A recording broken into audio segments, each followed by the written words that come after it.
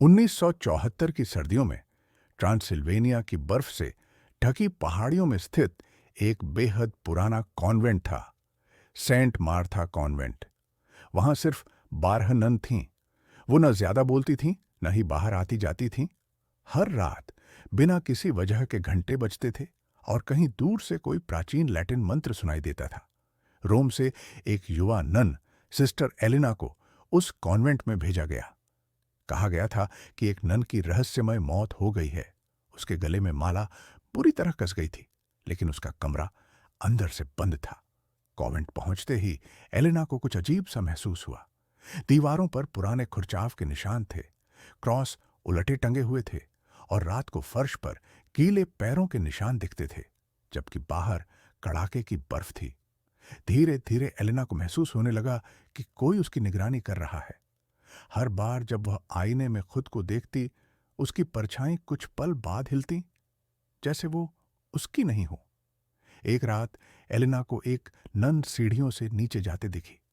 जब वह पीछे गई तो वहां एक बंद दरवाजा था, कॉन्वेंट का तहखाना, जिसे कई सालों से खोला नहीं गया था। जैसे ही उसने दरवाजा खोला, भीतर से ठंडी हवा का झोंका आया। नीचे एक जला गला कमरा था, चारों ओर राख, मोमबत्तियां, उल्टे क्रॉस और एक काली किताब। उस किताब में एक नाम था, सोरो टेनेब्रिस, मतलब अंधकार की बहन। उसमें लिखा था कि सैकड़ों साल पहले इस मठ की एक नन ने खुद को दानवी शक्तियों के हवाले कर दिया था। उसने दूसरों की आत्मा खाकर अमृता पाई, लेकिन बाकी ननों ने उसे जिंदा दफना दिया। तब से वो एक श्राप बन गई, काली सिस्टर, जो हर 100वें साल प्रकट होती है और नई आत्मा मांगती है। कुछ ही दिनों में बाकी ननों का व्यवहार अजीब हो गया। वे रात को दीवारों की ओर मुंह करके खड़ी रहती, कुछ धीरे धीरे मुस्कुराती और कुछ की आंखें सफेद हो गई थीं, बिना पुतलियों के। एलिना समझ गई कि उस कॉन्वेंट में अब सिर्फ इंसान नहीं थे, कोई और भी था। कोई ऐसा जो अंदर से नन के जैसा दिखता है, पर उसकी आत्मा सड़ी हुई है। उसे किताबों में एक तरीका मिला। काली सिस्टर को रोकने के लिए उस नन की आत्मा का बलिदान चाहिए था, जिसकी जान उसने ली थी। रिचुअल शुरू करने के लिए उसे प्राचीन रक्त की सील और मंत्र पढ़ने थे। एलिना ने साहस करके तहखाने में वही रिचुअल शुरू किया।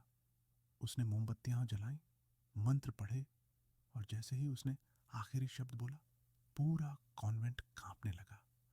दरवाजे खुद ब खुद बंद हो गए, दीवारों से खून बहने लगा और पीछे से किसी ने उसका नाम पुकारा। वो पलटा और वही काली सिस्टर उसके सामने थी। लंबा घूंघट, जले हुए चेहरे पर सड़ी मुस्कान, और उसकी आंखें सीधी एलिना की आत्मा में झांक रही थीं। लेकिन एलिना डरती नहीं थी। उसने मंत्र पूरा पढ़ा और अपनी हथेली काटकर वेदी पर रक्त चढ़ा दिया।